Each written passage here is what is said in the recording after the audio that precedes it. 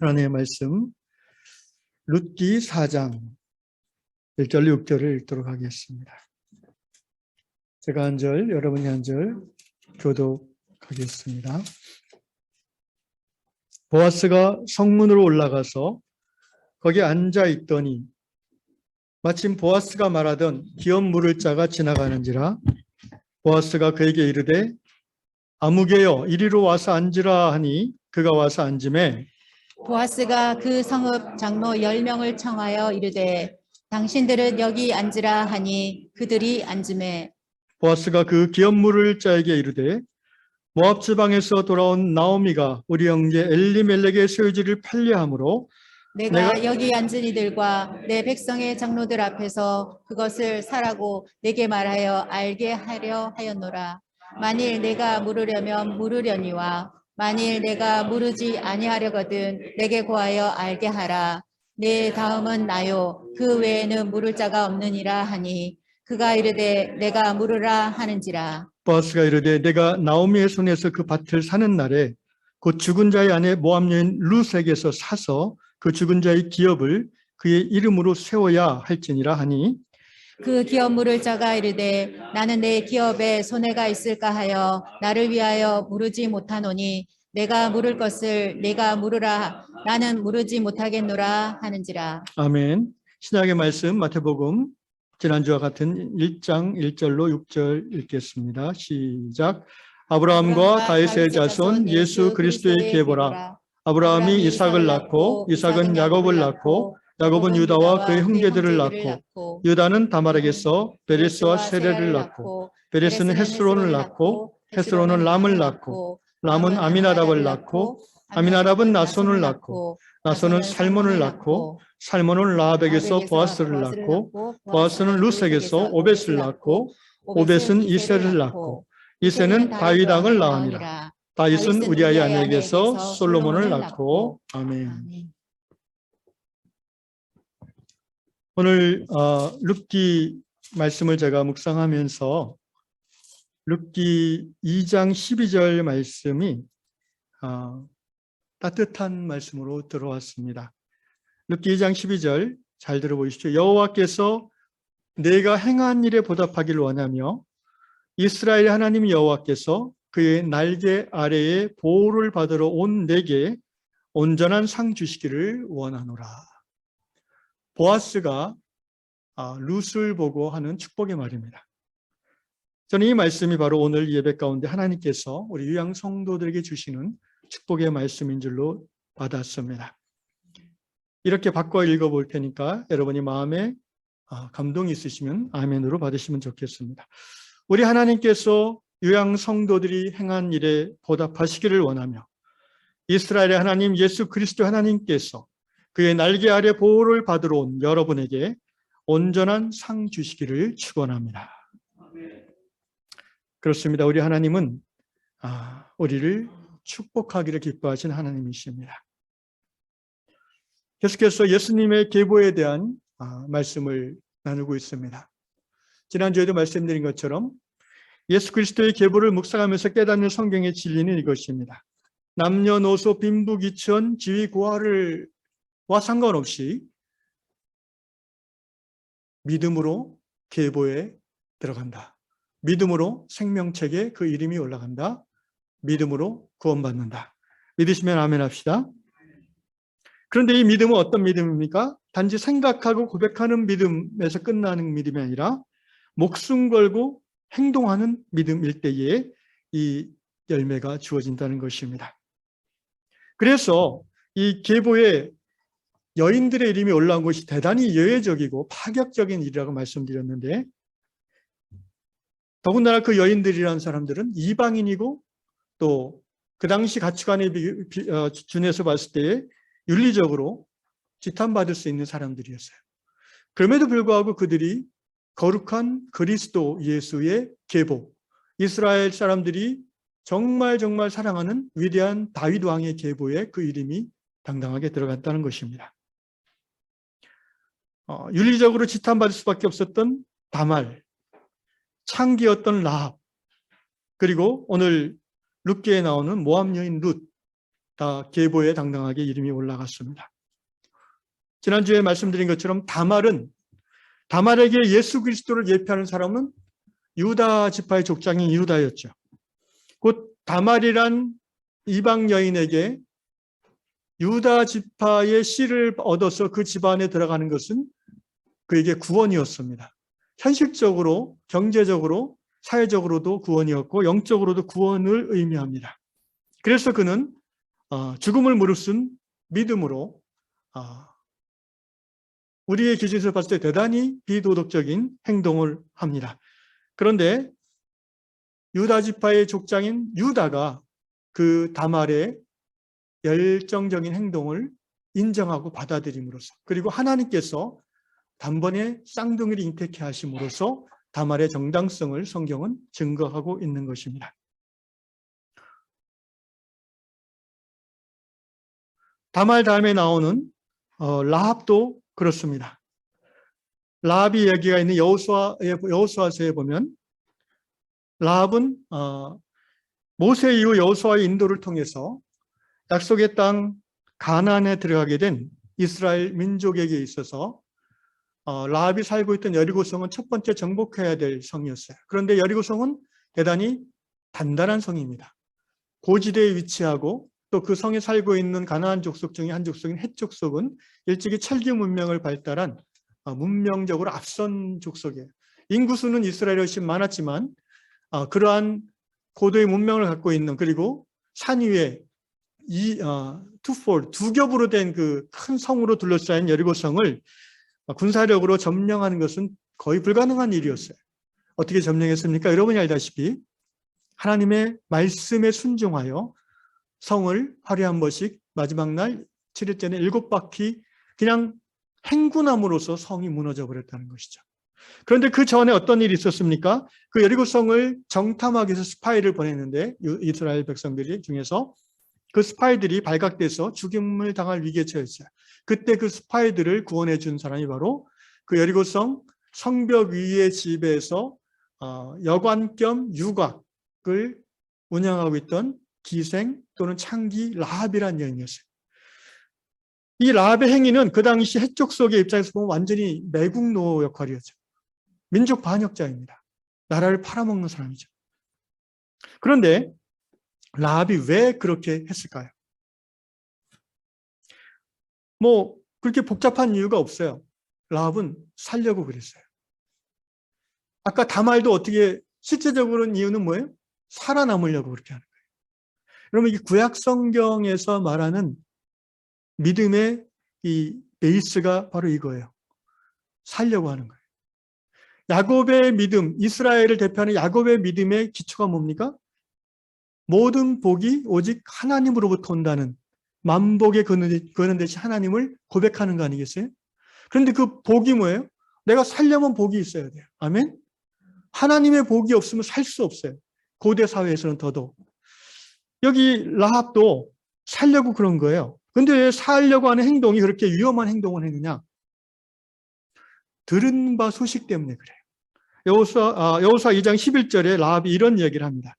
우리가 듣자 곧 마음이 녹았고, 뭘 들어요? 이스라엘의 하나님이 여호와에 대한 소식을 들었어요.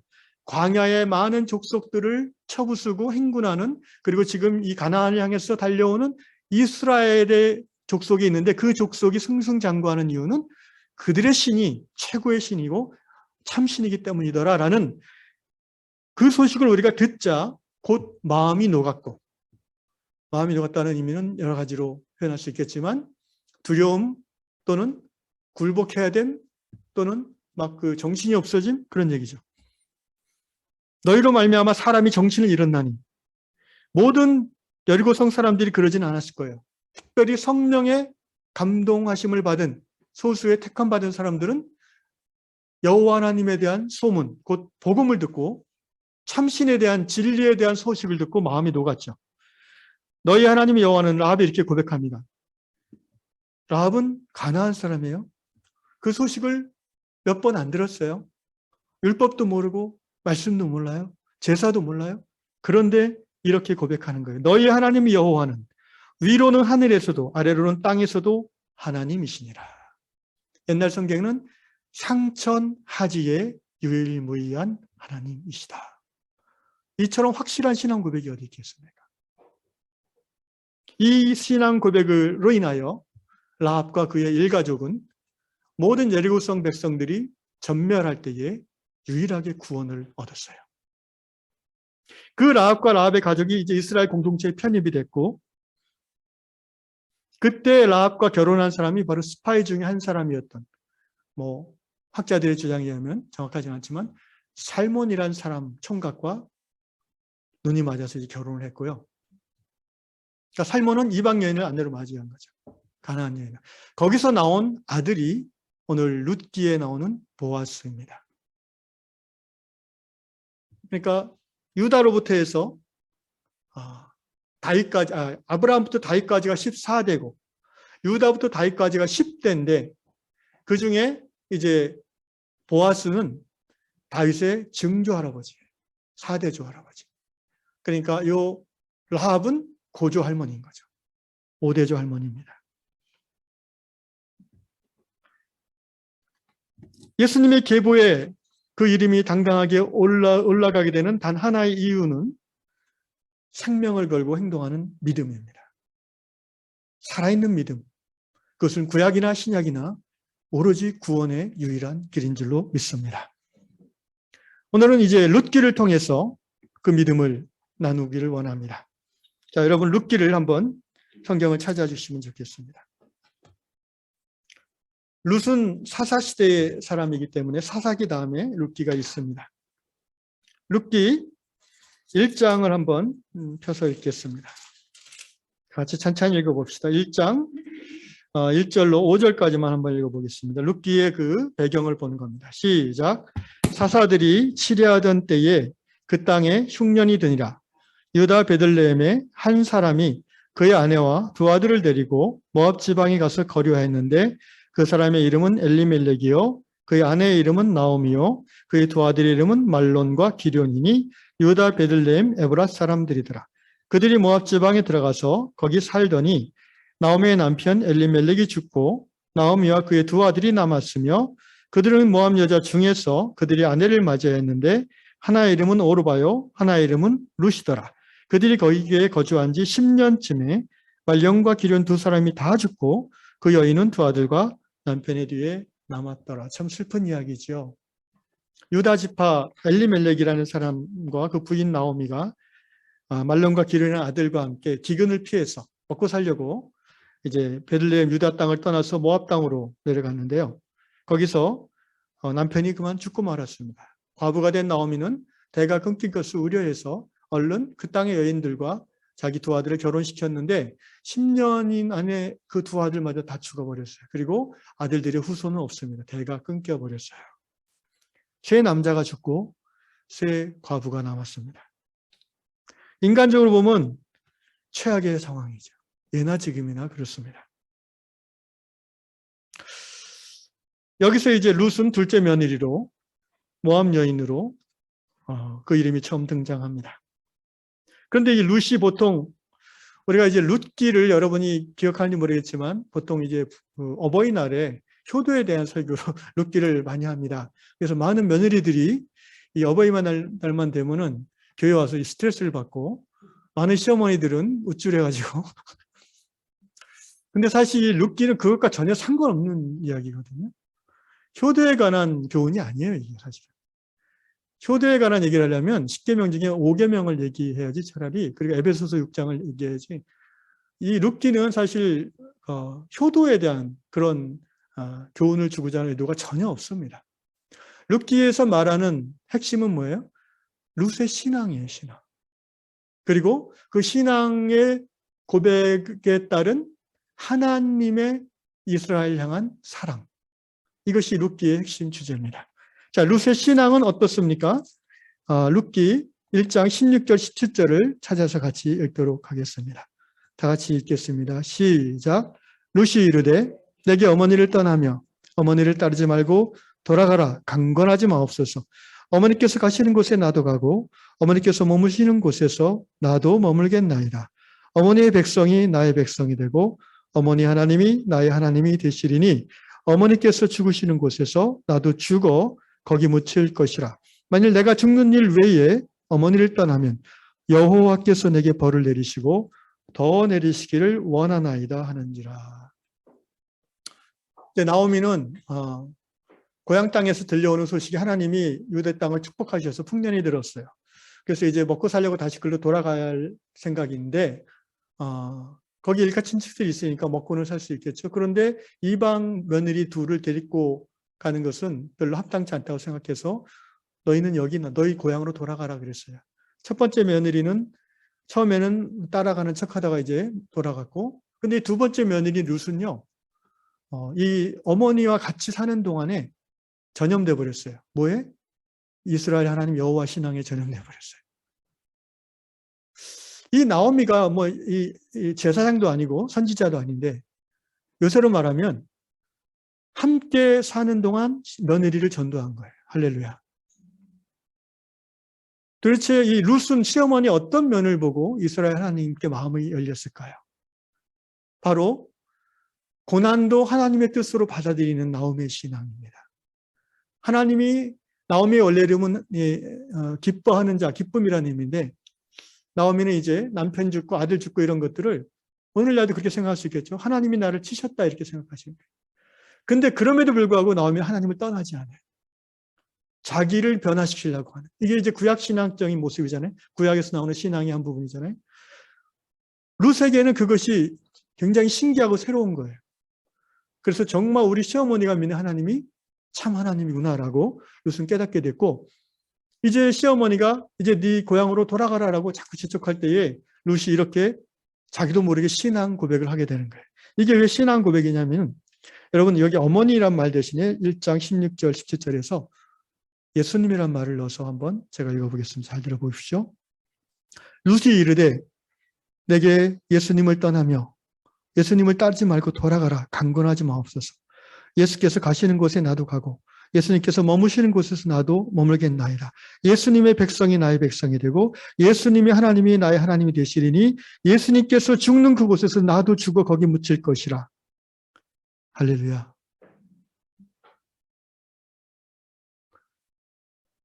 예수 그리스도에 향한 신앙의 순수함을 우리는 이 룻의 고백에서 구약적 변형으로 찾아볼 수 있죠.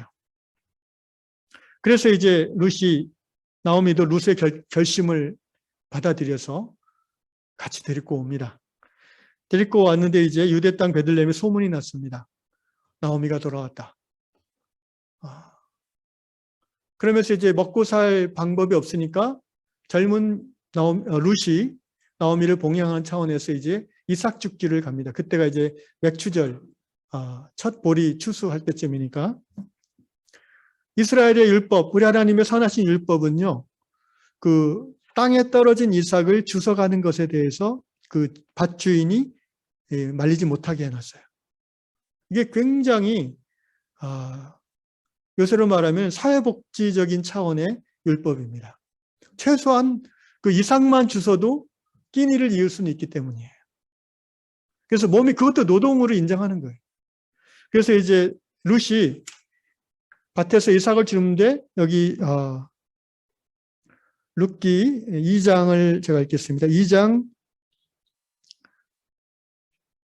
3절 룻이 가서 베는 자를 따라 밭에서 이삭을 주는데 자, 그 다음에 우연히 따라합시다. 우연히 엘리멜렉의 친족 보아스에게 속한 밭에 이르렀더라. 룻이 보아스를 뭐 처음부터 이렇게 마음 먹고 유혹하려고 그런 게 아니에요. 우연히. 그 다음에 4절 따라합시다. 마침. 예, 마침 보아스가 베들레헴에서부터 와서 베는 자들이 이르되, 그러니까 이 밭은 베들레헴 외곽에 있겠죠.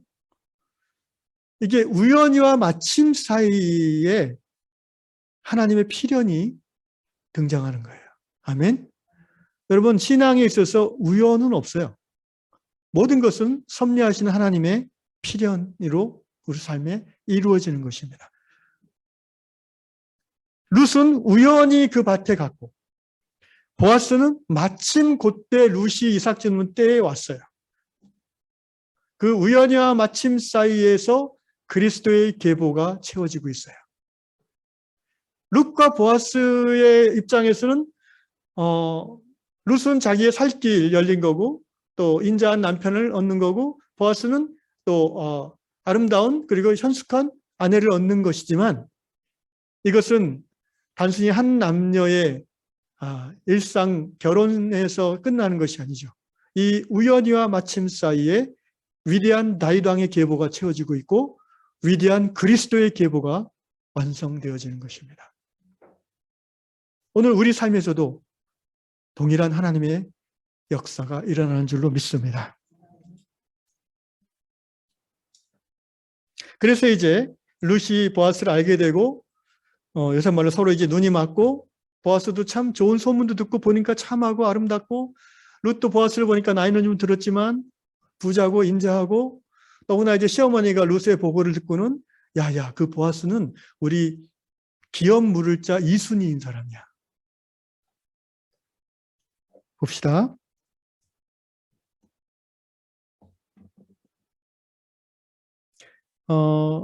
룻기 2장 20절을 제가 읽겠습니다. 2장 20절. 나오미가 자기 며느리에게 이르되 그가 보아스죠 여호와로부터 복받기를 원하노라. 그가 살아있는 자와 죽은 자에게 은혜 베풀기를 그치지 아니하도다 하고 나오미가 또 그에게 룻에게 이르되 그 사람은 보아스는 우리와 가까우니 우리 기업을 물을 자 중에 하나이니라.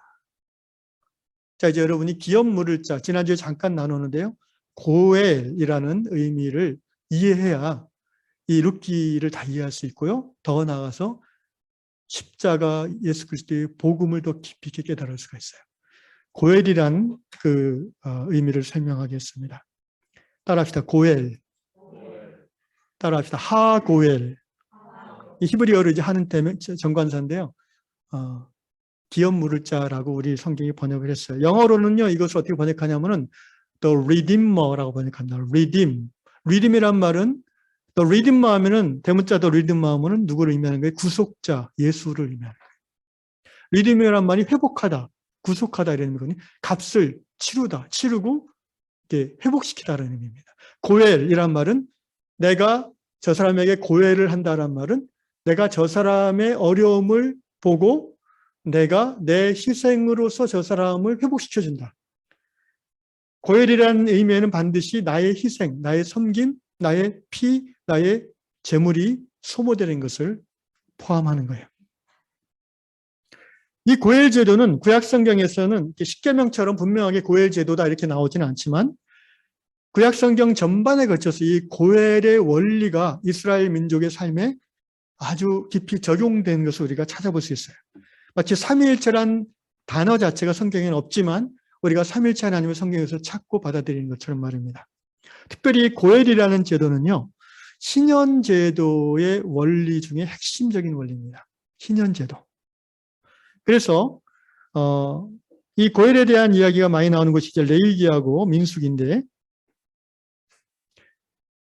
고엘 제도는 예를 들어서 이제 종으로 팔려가는 형제가 있어요. 예나 지금이나 가난하면 이제 사람 자기 몸밖에 팔 게 없잖아요. 그래서 이제 요새로 말하면 이제 종업원으로 들어가는 거고 옛날에 이제 종으로 팔려가는 거죠. 그런데 가난한 형제가 빚 때문에 종으로 팔려가게 되었을 때에 그 가까운 친척이 그 빚을 대신 갚아주고 그 형제를 자유케 해주는 거예요. 이게 이제 기업을 물러준다. 원래 기업이란 말은 여기서 땅을 주로 의미하는 거예요. 이스라엘 백성들의 기업은 주로 땅입니다. 그런데 그 가정 전체 어떤 살아갈 수 있는 힘, 권리, 토대를 의미하는 말로 기업이라고 하죠.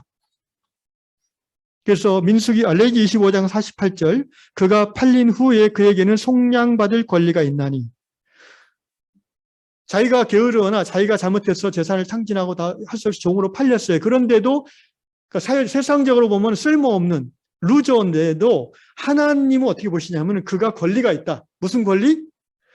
그 친척 중에 한 사람이 그 사람을 자유케 함을 받을 권리가 있다. 할렐루야. 이게 자본주의, 차가운 자본주의와 대조되는 아주 대비되는 성경의 자유민주주의에 근거한 사회적 자본주의라고 볼 수 있습니다. 하나님은 그 권리를 분명히 인정해주고 계십니다. 그것이 신현법 전반에 나와 있고 이 특별히 일상 속에서 고엘 제도에 나와 있어요. 또 레위기 25장 25절 만약 내 형제가 가난하여 그의 기업 중에서 얼마를 팔았으면 그 기업은 땅을 말합니다. 그에게 가까운 기업 물을 자가 와서 친족 중에 가까운 기업 물을 자가 와서 그 형제가 판 것을 물을 것이요. 값을 치르고 대신 사서 돌려줄 것이요. 바로 여기서 기업 물을 자라는 히브리어로 하고엘이라는 말이 원어로 나옵니다. 심지어 이 기업 물을 자는요. 자기 형제가 죄를 지었을 때 벌금으로 속전하는 제도가 있었는데 근데 벌금 낼 돈이 없다? 그럼 그 하고엘이라는 사람이 벌금까지 내줄 수가 있어요.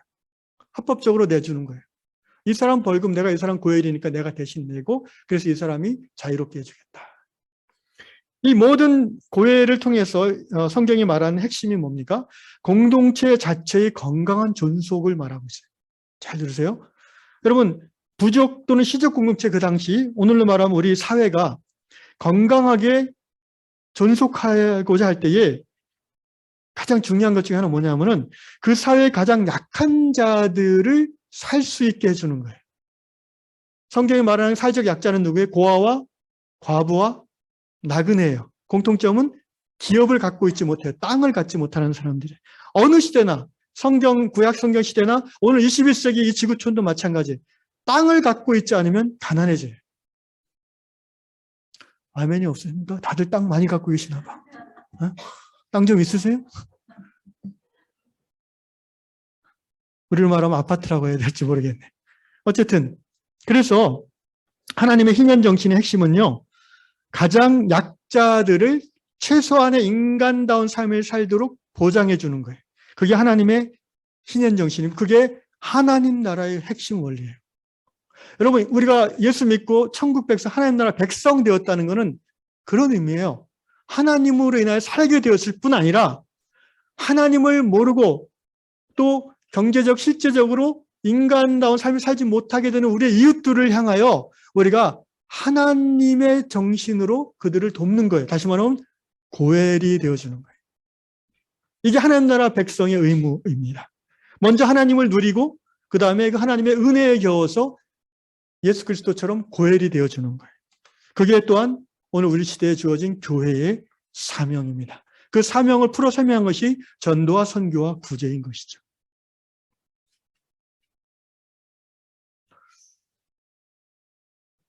여러분 사람은 죄인으로 죄성을 가지고 태어나기 때문에 똑같은 땅을 물려받고 태어나도요.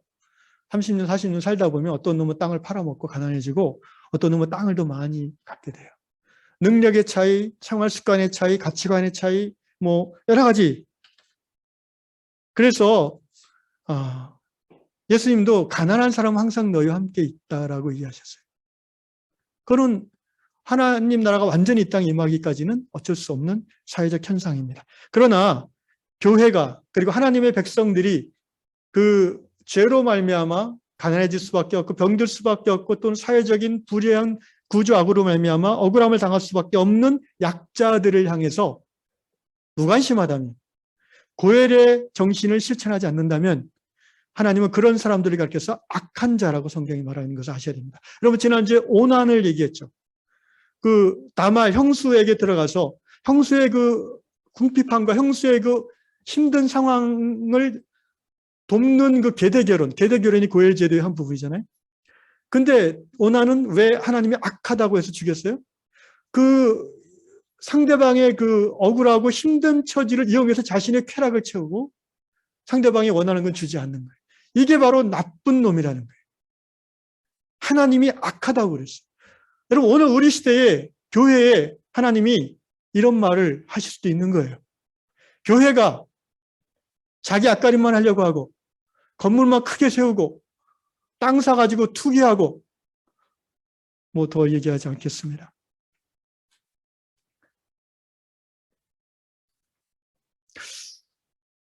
본문으로 돌아가시겠습니다. 그래서 이제 룻기 4장을 보시면 3장은 이제 룻과 보아스가 친해진다는 거고요.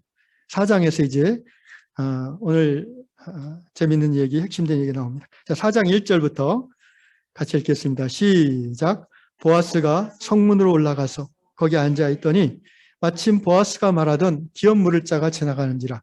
보아스가 그에게 이르되 아무개여 이리로 와서 앉으라 하니 그가 와서 앉음에 보아스가 그 성읍 장로 10명을 청하여 이르되 당신들은 여기 앉으라 하니 그들이 앉음에 보아스가 그 기업 물을 자에게 이르되 모압 지방에서 돌아온 나오미가 우리 형제 엘리멜렉의 소유지를 팔려 함으로 네.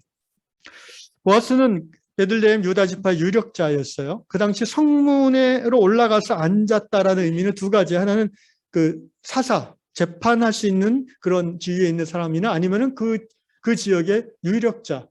그래서 고대 성문은 재판장이에요. 여러 가지 시시비비가 가려지는 곳이에요. 마을 재판소죠. 그런데 보아스가 거기 앉았어요. 왜? 룻에 대한 일을 처리하려고 하는 거예요. 이스라엘의 규례와 절차와 법도를 따라서 계대결혼 제도를 따라서 룻을 구원해주고 싶은데, 그러니까 룻이 좋은데, 그래서 자기가 그걸 결혼하고 싶은데 자기보다 우선순위의 하고엘이 있어요. 그래서 그 사람에게 먼저 기회를 줄 수밖에 없는 거예요. 그래야 그 보아스의 어떤 체면, 위엄 이런 것들이 이제 손상되지 않죠. 그래서 이제 성문 앞에서 장로들을 10명을 불러다 놓고, 근데 마침 그 얘기를 하려고 했는데 마침 그 사람이 지나가는 거예요. 근데 그 사람 이름이 뭐로 나와요, 여러분? 여기 4장 1절에 뭐로 나와요? 그 사람 이름이? 네, 아무개. 성이 아시고 이름이 무개예요. 그런가요? 성경에 아무개요 이렇게 나와요. 이름을 기록할 가치가 없다는 거예요. 유다 사람인데. 여러분 이만큼 비참한 인생이 어디 있어요? 아무도 그 사람의 이름을 부르려고 하지 않아요. 이름은 그 사람의 존재 아닙니까? 성경에 그 존재의 의미가 하나도 없는 사람들.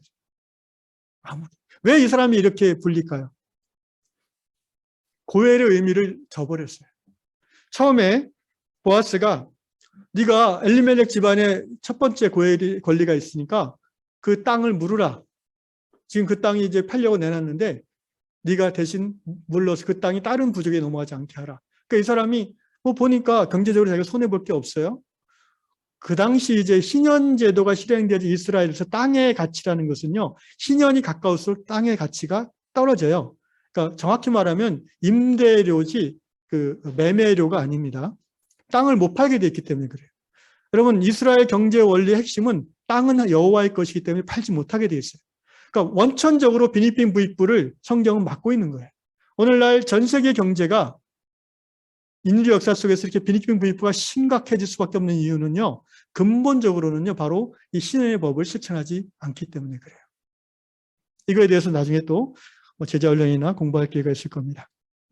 그래서 이 보아스가 그 아무개를 불러다가 네 기업 물을 자의 권리를 네가 행하겠느냐 그랬더니 그 사람이 오케이 하겠다 그랬어요. 근데 보아스가 덧붙이기를 네가 그거 할 때는 저 모압 여인 룻, 그게 이제 유일한 상속 며느리인데 그 사람에 대해서 네가 계대 결혼도 해야 된다. 그래서 애를 낳으면 네 재산의 일부를 그에게 주어서 그 집안이 살아나도록 토대를 쌓도록 네가 해줘야 될 의무가 있다라고 했을 때 이 아무개라는 사람은 그런 나는 못하겠다. 거기까지는 난 못하겠다.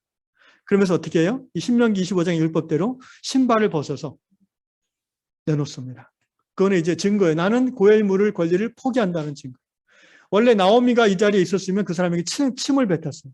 신명기 율법대로 하면 그렇게 돼요. 왜냐하면 그것은 동족의 어려움을 외면하고 자기 배만 채우는 이기적인 인간이라고 해서 명예롭지 않은 거예요. 그래서 침을 뱉을 수 있어요. 신명기 율법이 그렇게 나와요. 근데 마침 나오미는 그 자리에 없었기 때문에 그 일까지는 안 일어났고, 어쨌든 합법적으로 장로들이 인정하는 속에서 고엘 권리가 이제 보아스에게 넘어간 거예요. 그래서 보아스가 이제 룻을 자기의 부인으로 정식으로 맞아들이고 이스라엘의 다윗의 계보에 들어가게 되는 겁니다. 사랑하는 형제자매 여러분, 예수님은 우리의 영원한 고엘이 되시는 줄로 믿습니다. 예수님은 당신의 생명을 희생하시면서 당신의 삶 전체와 당신의 생명을 내어줌으로써 우리가 빼앗겼던 생명, 우리가 영원히 죽을 수밖에 되었던 이 비참한 처지에서 우리를 건져내셨고 당신의 생명을 대신 값을 치루어 주심으로 대속하심으로 the redeem, 대속하심으로 고엘이죠. 우리를 구원하여 주셨어요. 이 하나님 나라 신년 원리 이 고엘의 정신이 완전히 구현된 그 실제가 바로 예수 그리스도입니다. 그리고 오늘 바로 그리스도가 머리된 교회는 그 예수 그리스도의 고엘의 삶을 본받아서 세상 가운데에서 고엘의 역할을 감당할 사명이 있는 줄로 믿습니다. 이게 바로 교회의 사명인 것이에요. 먼저 이 고엘의 사명이 교회 안에서 이루어져야 됩니다. 예수께서는 이 고엘의 사명을 요한복음에서 풀어서 이렇게 교회에 당부했습니다. 제자들에게 요한복음 13장 34절 새 계명을 너희에게 주노니 그다음에 뭐예요? 서로 사랑하라. 어떻게? 내가 너희를 사랑한 것 같이 너희도 서로 사랑하라. 그러면 그 결과가 뭐예요? 모든 사람들이 너희가 나 영원한 고엘인 예수의 제자, 나를 믿고 나를 따라 살려고 발버둥치는 성령의 능력 안에 살아가는 그런 사람인 것을 세상 모든 사람들이 너희를 그렇게 알게 될 것이다. 할렐루야. 하나님의 진리, 그 예배와 말씀을 중심으로 성도들이 서로 혈육의 정을 넘어서는 믿음의 가족이 될 때, 곧 우리 중에 약한 자를 위하여 기업에 물을 자들, 사랑의 희생을 할 자들이 왕성하게 공동체 안에서 일어날 때에 바로 그리스도의 고엘 정신을 우리가 교회 안에서 먼저 실천할 수 있는 것입니다. 여러분, 이 기업을 물러준다는 거, 대신 값을 치러준다는 거, 이거는 어떤 동정심 또는 약자를 위한 어떤 대의 명분 이런 걸로 될 수 있는 쉬운 것이 아니에요. 이렇게 하면 내가 명예를 얻겠지? 그 정도로 할 수 있을까요? 물론 한 100억쯤 가진 사람은 1억쯤 내는 거는 명예로 할 수 있겠죠. 그런데 교회 안에서 우리가 그렇게 행할 수 있다는 것은 결코 저절로 쉽게 되는 게 아닙니다. 세상 사람들을 보십시오. 대신 메꿔주기는커녕 유산 가지고 법정에서 싸우는 경우가 얼마나 많아요. 특히 먹고 살 만한 많이 가진 사람들일수록 돈 앞에서는요, 형제도 자매도 심지어 부부도 없어요. 심지어 부자지간에도요. 권력과 돈 앞에서 싸우는 것이 바알과 아세라의 섬기는, 만몬을 섬기는 그런 세상 사람들의 모습 아니겠습니까?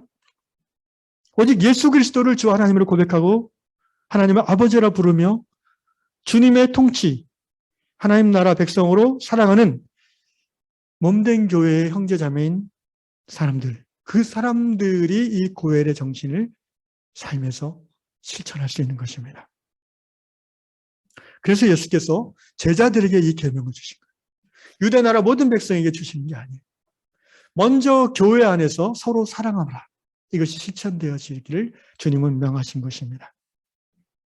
사랑하는 요양성도 여러분, 여러분이 꿈꾸는 교회는 어떤 교회입니까? 앞으로 3년, 5년, 10년 후에 우리 요양교회가 어떤 교회로 성장하고 발전하기를 기대하십니까? 다른 것이 없습니다. 서로 사랑하는 교회 되어지기를 원합니다. 서로가 서로에 대해서 끝까지 책임져주는 교회가 되기를 원합니다. 고엘의 정신이 충만한 교회. 그러면 전도와 선교는 저절로 이루어질 것입니다. 세상 사람들은 우리를 보면서 하나님이 살아계심을 깨닫게 될 것이에요. 우리 교회의 비전은 하나님의 살아계심을 드러내는 교회입니다. 구체적으로 그것을 어떻게 이룰 수 있습니까? 시간이 없어서 자세히는 얘기 안 하겠지만 몇 번 말씀드렸습니다. 단 하나 예를 들면 이런 것이죠. 나이가 들어서 80, 90 되면 이제 다 치매가 올 수 있습니다. 절반 가까이는 치매에 걸린다고 합니다. 몸이 병들어서 거동이 불편할 수 있습니다. 그러면 우리는 다 저기 나라에서 지원하는 요양원이나 요양병원 가서 생애 마지막 몇 달, 1년, 2년을 전혀 처음 보는 사람들의 도움을 받아가며 대소변을 그 사람들을 의지하며 밤에 손발을 묶은 채 그렇게 인생의 마무리를 할 확률이 높습니다. 여기서 고엘 정신은 어디가 있습니까? 우리 요한 공동체 안에서 그리스도의 고엘은, 예수님이 행하셨던 그 고엘의 의미는 어떻게 적용될 수 있습니까? 저는 교회는 영어 속담대로 from cradle to the grave, 요람에서 무덤까지 영혼육의 전반적인 것을 서로가 서로를 보듬고 책임져주는 그러한 사랑의 공동체, 그것이 바로 그리스도의 교회라고 저는 믿습니다. 우리가 그렇게 그 방향을 향해서 나아간다면 하나님께서 우리 시대에 우리 요한교회를 하나님을 드러내는 교회의 하나로 쓰실 줄로 믿습니다. 그런 교회됨을 향하여 함께 나아가기를 결단하는 저 여러분 될 수 있기를 축원합니다.